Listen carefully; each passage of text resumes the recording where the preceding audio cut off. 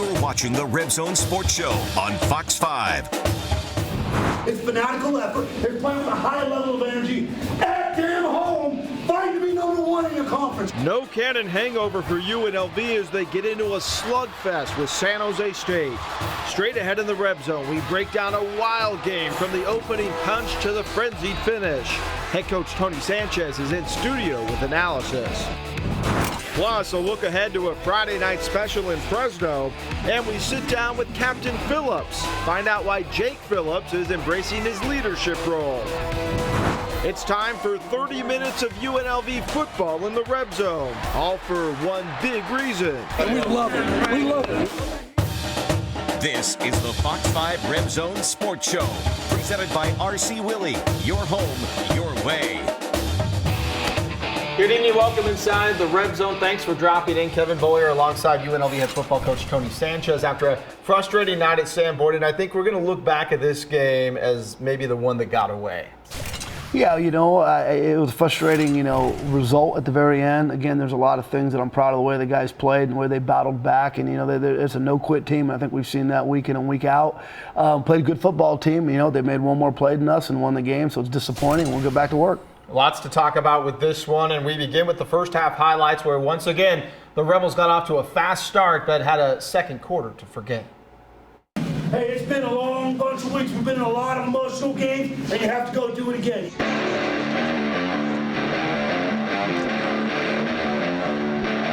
Get hot, baby. Let's go. Let's go. Let's go. Yeah. Hey. You own the effort. They've got to own theirs. We got to match the two up. Let's go, baby. Go. 1, 2, 3, go. Let's go. You guys ready to play it?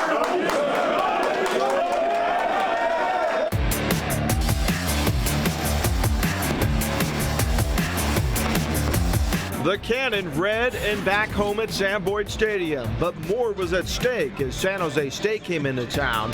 Kurt Palandek gets the start at quarterback for the injured Blake Decker. UNLV had the ball first and established the run right out of the gate. George Nafahu rattles off 9 for a first down. On 3rd and 5, Palandek keeps it himself to move the chains. Then Nafahu again finds a seam and bursts through the line for 23 yards down to the San Jose 31. 3rd and 3 from the 24. Palandek on the quarterback draw. Breaks a tackle and gets to the 16. Xavier Campbell gets in on the action. Nafahu delivers the great block, and Campbell pounds his way inside the 1. On the next play, Nafahu finishes the drive with the touchdown. UNLV goes 75 yards in 12 plays in 5 minutes and 18 seconds to take a 7-0 lead. Spartan quarterback Kenny Potter was back at the controls after missing a couple of games due to injury. But on the 3rd play from scrimmage, he's picked off by Penny Vea, and the Rebels were back in business on the San Jose 40. Palandek went right to work, hitting Kendall Keys for 15 yards. But 2 plays later, Palandek makes a poor throw and is picked off by Jimmy Pruitt. UNLV comes away empty-handed. The Spartans tried to work their way down the field, but the Rebel defense held. The screen to Tyler Irvin is stuffed out by Tau Lotulelei. A dominant first quarter by the Rebels ends with UNLV holding a 7-0 lead. On the first play of the second, Palandek hits Devontae Boyd for 29 yards all the way down to the San Jose 17. But the Rebels would have to settle for a 27-yard Nico Bournet field goal to take a 10-0 lead. The UNLV defense did a great job containing running back Tyler Irvin throughout the game. But on 3rd and 7, Potter was able to float a pass to Irvin for 23 yards down to the Rebel 20. The D would hold, but the Spartans did get a 30-yard field goal from Austin Lopez to make it a one-possession game at 10-3. UNLV started to mount another drive. Palandek spins out of trouble and runs for 11 yards in the Spartan territory at the 45. Then the key play of the first half. 3rd and 12 at the 47. Palandek stares his target down, and Maurice McKnight reads it perfectly. Steps in front of Jake Phillips and gets the interception, returning it 54 yards all the way down to the UNLV 11. Next play, Potter flips it to Billy Freeman. He has a free path to the end zone, and we were tied up at 10 with 4:43 left in the half. The Rebels went 3 and out, and San Jose kept the momentum going. On 3rd and 8 at their own 38, Potter goes over the middle to Tyler Winston for 42 yards to the UNLV 20. One play later, Potter keeps it himself and races into the end zone for a 20-yard score. And after a promising start, the Rebels found themselves heading into the locker room down 17-10. Another quick start. You have a quarterback making his first career start. That was important maybe to get things settled down a little bit offensively. Yeah, it was. Again, we've done a pretty good job of coming out in those early series and games and having a good game plan and going in and getting points on the board. So it was good jumping out to that 10-0 lead. And unfortunately we had that pick that gave them a really short field, and then they got some momentum going and then scored again before half. But Kurt settled in. Again, we got to do a better job of scoring in the red zone. We had that turnover in the red zone, and we had the pick, and that's a 10 to 14 point swing right there. So we got to do a better job of controlling those situations. In terms of the first half, Palandek seemed to have a little discomfort in terms of seeing the field and went to his check down guy a little bit quicker maybe than you wanted. Was that just a matter of him starting to get comfortable and playing series after series? It is. It's him settling down, getting used to, just being out there, being that starter, getting the speed of it down. And, and I'll be honest with you, him going to check downs earlier is not a bad thing because, at least we're protecting the football. We're not making bad decisions and forcing it downfield. So we got to do a little bit better job with that. But as the game went on, his level of comfort rose. He had some good plays. He extended with his feet and felt more comfortable. We just got to limit the turnovers. The defense, awesome again against the run. Tyler Ervin came into this game as one of the premier all-purpose yards guys, and they shut him down. Yeah, I believe he had 70-some-odd yards rushing throughout the game, and really did a good job with that. We knew that, we wanted to take that away, and that's kind of the deal in football. What do they do best? Try to take that away and make them do something different, and they did do something different. They threw the ball well on us, and, we didn't give up any big plays again, but we gave up some chunks. Let's go to the second half now where UNLV fought back, and this one turned wild in the closing minutes. Let's go, let's go, let's go, let's go.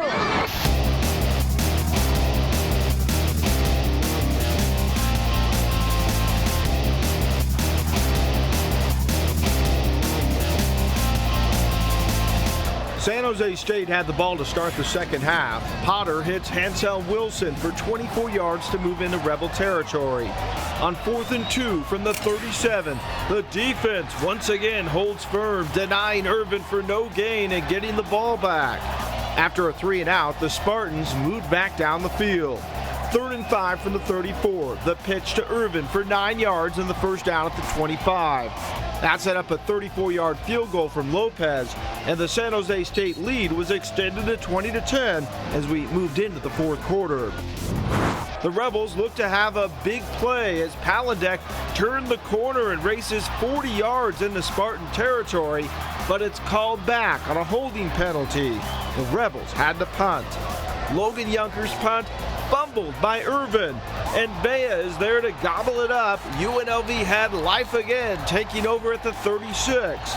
The Rebels went to work quick, and Palandek hits tight end Andrew Price, who pushes away a defender and gets into the end zone.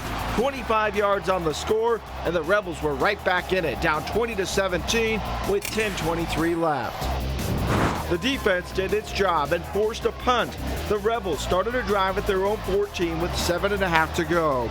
3rd and 4th, 20. Palandek finds Boyd for 10 in the first down. 3rd and 13 from the 27. Palandek scrambles for time, flushes to his left, and goes to Keys for 49 yards all the way down to the Spartan 24. 2 plays later, Palandek swings it out to Boyd, who makes a move inside and races into the end zone. UNLV had the lead 24-20 with 3:41 to go. Once again, the Spartans worked their way down the field. Just over a minute left. 4th and 10 at the Rebel 21. UNLV brings the blitz, and San Jose throws a screen to Irvin. He goes untouched into the end zone for the score.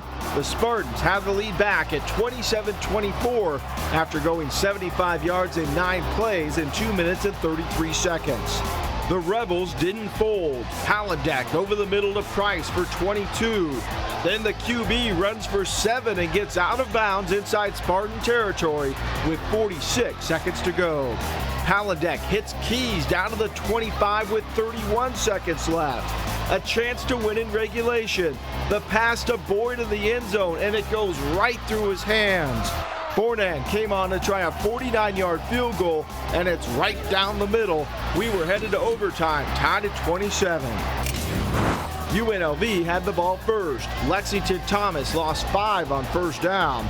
The pass to Keys got 9 yards back to set up a 3rd down and 6 from the 21, but Palandek is sacked back at the 26.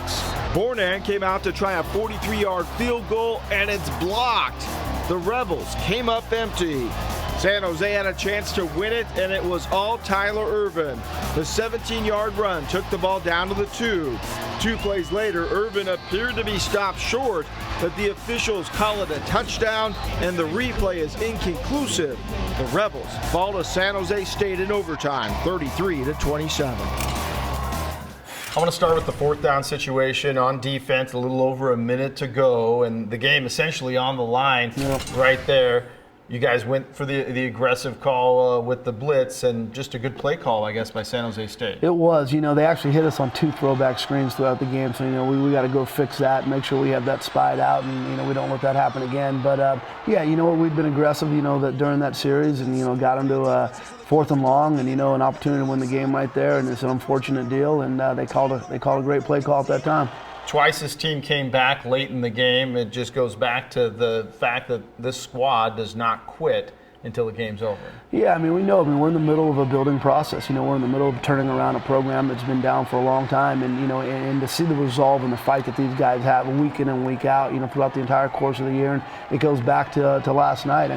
For us to be able to go down, to score the touchdown, to take the lead, and then to see it disappear, but then to have the resolve to go back down and send it into overtime. Those are positives. Obviously the result's a negative, and we're disappointed with that. And there's some things we felt like, I felt like we played good enough to win, and we also played bad enough to lose. It's kind of one of those deals where it's like, goodness gracious, we got to put that whole thing together, and we got to look internally. What are the things that we can do better? Because right now we're scrapping, and so the fight's there. We just got to execute at a higher level. The series in overtime didn't go well. It started with the 5-yard loss on the run by Lexington Thomas, ends with a blocked field goal. What did you see on that blocked field goal? Well, that's disappointing. You fight that hard to get into overtime, and then just to have that offensive series, not a good deal at all. First of all, to lose 5 on the first play, that can't happen. You can't have a negative gain.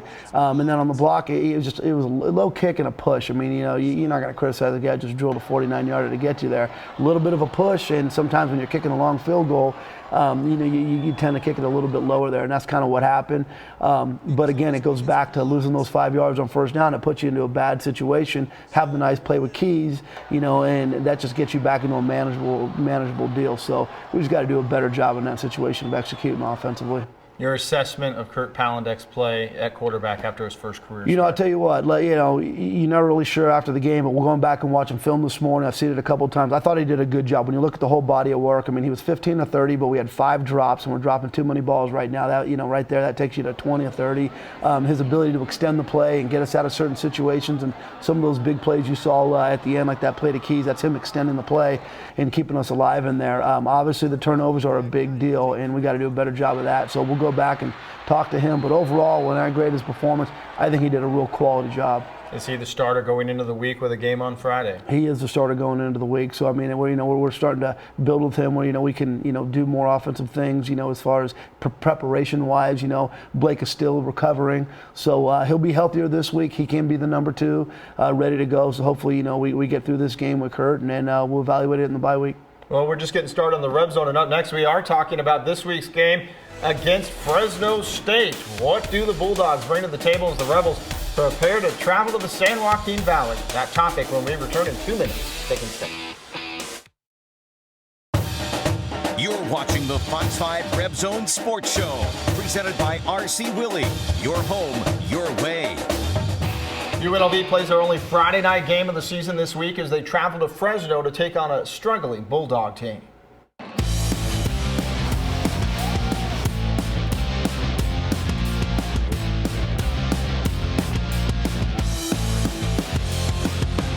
Fresno State comes into this game struggling, losers of 5 straight after a season opening win. The Bulldogs' offense has blown up, ranking near the bottom of the Mountain West statistically, including just 89 yards of total offense against San Diego State 2 weeks ago. 2 of their 4 scholarship quarterbacks are out with season-ending injuries, leaving Zach Greenlee and Kilton Anderson to take snaps.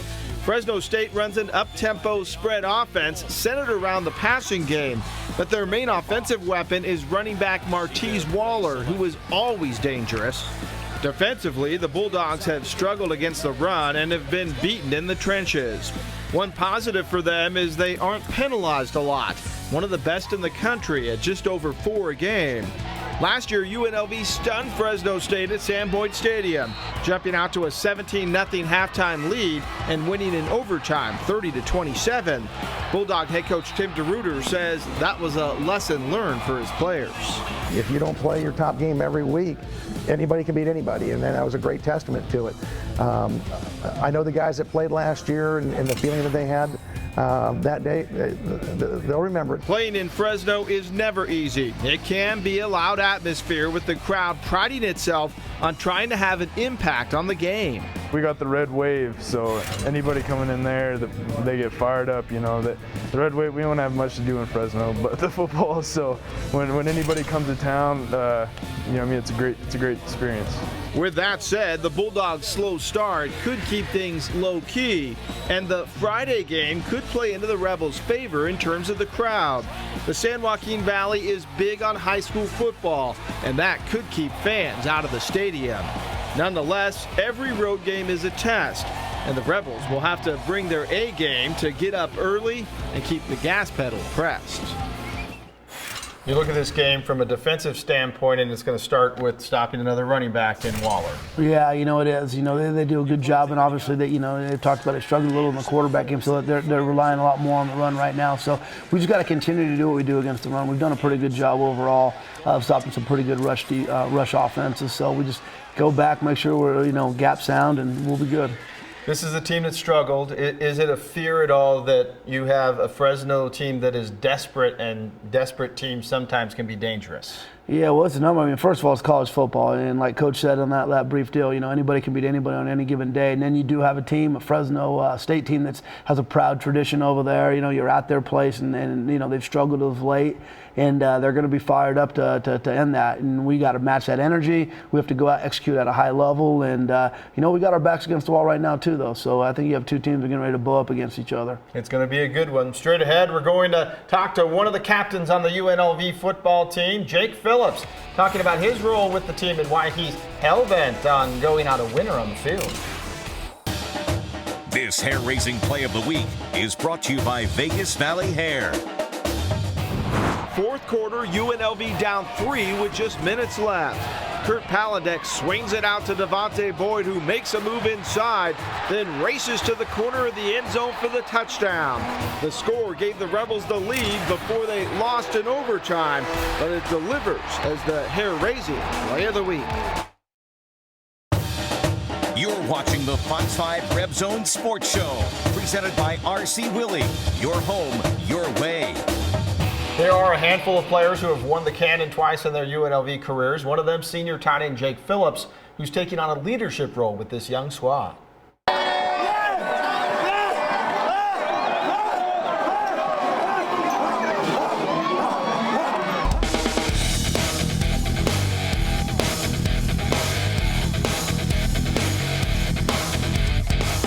Jake Phillips is a leader on this Rebel football team, both on and off the field. The 5th-year senior tight end is one of 4 captains picked by his teammates, and Phillips is embracing that role. I love that the guys look up to me. I feel like I can provide a good role on this team that they can look up to, and I can provide them insight especially for our younger guys. Hurry up, come on! A tight end's production on the field isn't always seen by the average fan. Phillips did catch a touchdown in the record-setting win against Idaho State, but he's also been a key blocker in Barney Cotton's offense to try and spring some of the speedy backs. Coach Cotton's taught me a lot about blocking, especially bringing the Nebraska offense. They've had some great tight ends there in the past, and they've taught me a lot about what I need to know to get better this season, especially improve where I was a little rusty last season. Phillips has seen 3 two-win seasons, but a trip to a bowl game as well. He has unfinished business before his time as a Rebel player is up, and plans on doing whatever he can to cash in. I've been through so many games, so many high and low points with these guys. I love this team, and I'm going to do everything in my power to get these guys some wins. I feel like I've had a good run. But it's definitely not done yet. We have a lot of work to do this season, and we're going to win some games. It's going to be fun. All right, I want to go back to the Reno game for just 1 second, and a lot's been made of your hurdling of the sign. So let's show everybody this, and I want everybody to get a good look at the vertical right there. But we have some video of some of your players trying to do the same thing right after you. Take a look at these guys trying to get over they're just plowing right through it. They're probably smarter than I am. They're bigger. They just go right through the soft sign. So, no, it was a lot of fun. It seems like a long time ago now, but that was a good day. Got many more of those coming. All right, we're looking forward to that, and we're back to wrap up the zone right after this. You're watching the Fox 5 Reb Zone Sports Show, presented by RC Willey. Your home, your way. Coach, good luck this week on Friday night. We will see you in Fresno, and we will see you in the Red Zone next Sunday night. Same time, same channel. We leave you with the Rebel Football Plays of the Week. Good night.